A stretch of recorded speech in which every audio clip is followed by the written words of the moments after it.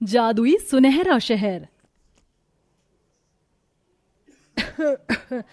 प्यारी बेटी, लगता है मेरे जाने का वक्त हो गया है।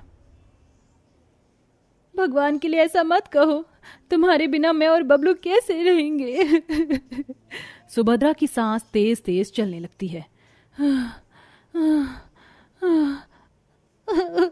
दीदी, माँ को क्या हो रहा है? और सुभद्रा इस दुख भरी दुनिया को छोड़कर चली जाती है। ये कहानी सोमपुर की धरती की है, जहाँ कई गरीब परिवारों का बसेरा था। वहाँ के लोग आज भी घनघोर गरीबी में दिन काट रहे थे। पूरा गांव उन दोनों अनाथ बच्चों के दुख में आता है। माँ, तुम क्यों चली गई हमें छोड़कर? दीदी, अब हम दोनों को रोटी बनाकर कौन खिलाएगा? मुझको लोरी कौन सिलाएगा? चुप हो जा प्यारी बिटिया, जाने इस गांव का कब भला होगा। शहर के लोग बाग तो दिन दुनी रात चौगनी तरक्की कर रहे हैं और हमारा गांव आज भी भूखमरी में जी रहा है। इस पूरे गांव की गरीबी की हालत का जिम्मेदार सिर्फ और सिर्फ मुखिया है। काकी, आज अगर हमारे गांव में एक छोटा मोटा अस्पताल भी होता तो सुभद्रा बहन की जान नहीं जाती और ये बेचारे बच्चे अनाथ नहीं होते। इतने में मलमल का धोती कुर्ता और पगड़ी पहने मुखिया हाथ में लाठी लिए आता है और गरीब गांव वालों पर टोंट मारता है। क्या प्यार है सोमपुर के लोगों में, मैयत एक की आती है और आंख में आंसू सबके आते हैं। सुन प्यारी, तेरी माँ ने मरने से पहले मुझसे कर्जा लिया था, उसके उधार से मैं तेरी माँ के ये सोने के झुमके लेके जा रहा हूँ।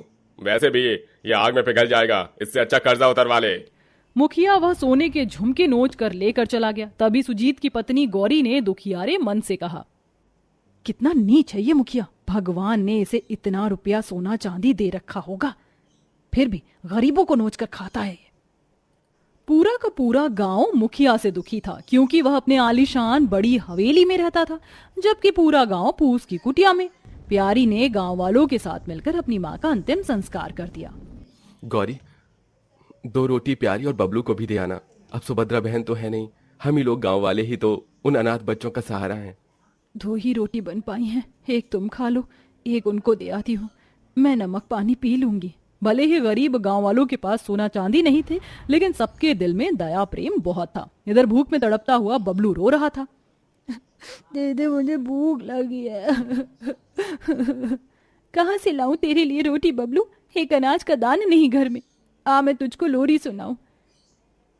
चंदा मामा दूर के, पुए पकाए पूर के, आप खाएं थाली में, बबलू को दे प्याली में। गाते गाते प्यारी सिसक सिसक कर रोने लगती है। तभी गौरी रोटी और नमक लाती है। प्यारी, ये ले रोटी लाई हूँ, आधी आधी खा लो, जो था उसी में बना के लाई हूँ। मौसी, आपका मुन्ना आने वाला है, आप नहीं खाओगी? नहीं, मैंने पेट भर के खा लिया है, तू खा।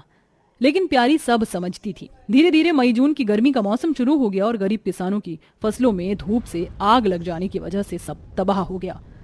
हर ओर हाहाकार मच जाता है, भूखमरी छा गई थी।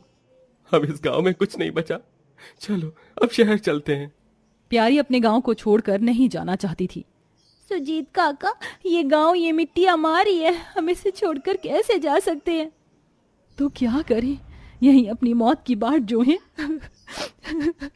और अगर हमारा गांव शहर बन जाए तब तो नहीं जाओगे आप सब? कैसे बनेगा ये गांव शहर, जिस गांव का नाम भी सरकार की नजर में नहीं है। चलो सब सामान बांध लो अपना अपना। प्यारी मन में दुख लेके मटका लिए नदी पर आ गई। अपने माँ बाप को तो मैं पहले ही खो चुकी हूँ, अब ये गांव ही मेरा परिवार था, ये भी मुझे छोड़कर जा रहा है। तभी एक ऋषि मुनि उसके पास आते हैं। बेटा, थोड़ा पानी पिलाओगी? हाँ साधु बाबा, ये लीजिए। प्यारी साधु को पानी पिलाती है। उसकी आंखों में आंसू देखकर साधु पूछते हैं, बेटी, तुम इतनी पीड़ा में क्यों दिखाई दे रही हो? प्यारी अपने गांव की परेशानियों के बारे में बताती है। बेटी, हर एक के जीवन में संघर्ष है, इंसान हो या पशु पक्षी। मैं खुद ऋषि हूँ, फिर भी द्वार द्वार जाकर भिक्षा मांगता हूँ, लकड़ियाँ काटता हूँ, आप ही अपनी चक्की पीसता हूँ और भोजन भी बनाता हूँ। और कभी कभी हमारी तपस्या का समाधान हमारी आंखों के सामने होता है, पर हमें देखता नहीं है। क्या मतलब साधु बाबा? ये नदी देख रही हो? इसके अंदर जादुई सुनहरा शहर बसा है, जहाँ सब कुछ सोने का है। फिर तो मेरी सारी परेशानी मिट जाएंगी। लेकिन इसके अंदर जाना इतना आसान नहीं है। बहुत सी परीक्षाओं से होकर जाना होगा। तुम्हें अपनी सूझबूझ से काम लेना है। ये बताकर साधु चले गए। प्यारी गांव लौटकर जादुई सुनहरे शहर के बारे में बताती है। अरे बावरी हो गई है क्या जो मौत के मुंह में जाएगी। गोदावरी दादी, मैं जाऊंगी अपनी गांव के लिए। पूरा गांव प्यारी को विदा करता है। कोई उसे थोड़ा अनाज जुटाकर रोटी देता है, कोई पानी।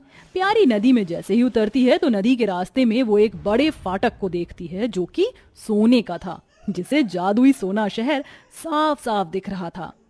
क्या सचमुच में ऐसा भी शहर हो सकता है? यहाँ तो पेड़ पौधे से लेकर घर और सड़कें भी सोने की हैं। तभी दरवाजे पर खड़ी सोने चांदी के आभूषणों में सुंदर कपड़ों में खड़ी दासी पानी मांगती है। पानी पानी, कितनी अजीब बात है। ख्वाबों के जैसे इस जादुई सुनहरे शहर में पानी नहीं है। उन्हें पानी पिलाकर प्यारी आगे बढ़ती है। तभी एक लंगड़ी भिखारन मटियाला सा चेहरा लिए आती है। दया करो, मुझ पर दया करो, मुझे ये रोटी दे दो। लेकिन आप तो इस सुनहरे शहर में रहती है, तो अपने लिए भोजन क्यों नहीं मोल लेती? क्योंकि यहाँ जीवन निर्वाह करने के लिए कुछ नहीं है। इतने सालों तक मिट्टी खाकर जिंदा हूँ। ये सुनकर प्यारी का मन उस भिखारिन के प्रति दया से भर जाता है। वह अपने हिस्से की रोटी उसे देती है और चलते चलते उसे सुनहरे शहर में ही रात हो जाती है। पूरा शहर जगमग करने लग जाता है। वो थक कर एक पेड़ के नीचे बैठ जाती है। जब ख्वाबों के सुनहरे शहर में रहने वाले लोग भी खुश नहीं, तो यह जगह मेरी मदद क्या करेगा? मुझे चले जाना चाहिए। प्यारी जैसे ही उठती है तभी एक सुनहरा पेड़ टिमटिमाता है, जिस पर सोना चांदी रुपए पैसे लगे थे। ठहरो प्यारी, तुम कौन हो? मैं इस जादुई सुनहरे शहर का पहरुआ हूँ।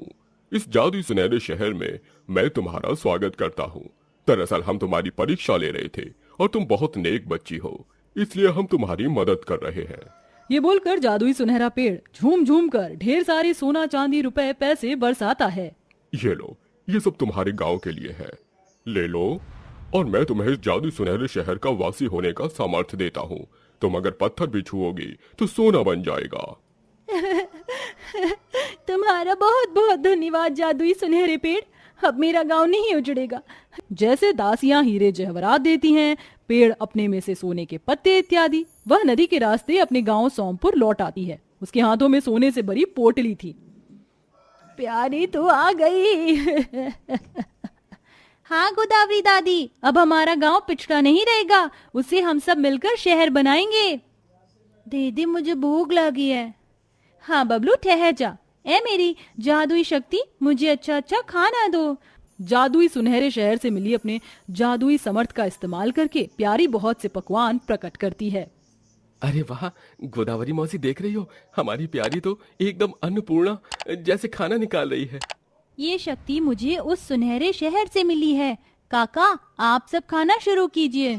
उस दिन कई दिनों का भूखा गांव पेट भर कर खाते हैं। सबके चेहरे पर खुशियां थीं, जिसके बाद लाई गए सोने से वह सब अपनी झोपड़ी का घर तोड़वाकर पक्की मंजिलों का मकान बनवाते हैं। पक्की सड़कें, स्कूल, अस्पताल सब बनता है। पूरे गांव के निवासी बहुत ही सुंदर शहर की रचना करते हैं। जिस सोमपुर गांव ने कभी वहां से बाहर की दुनिया भी नहीं देखी थी, वह सबसे अलग शहर बसाते हैं। वहीं प्यारी अपनी जादुई शक्तियों से अक्सर ही गरीबों की मदद करते हैं।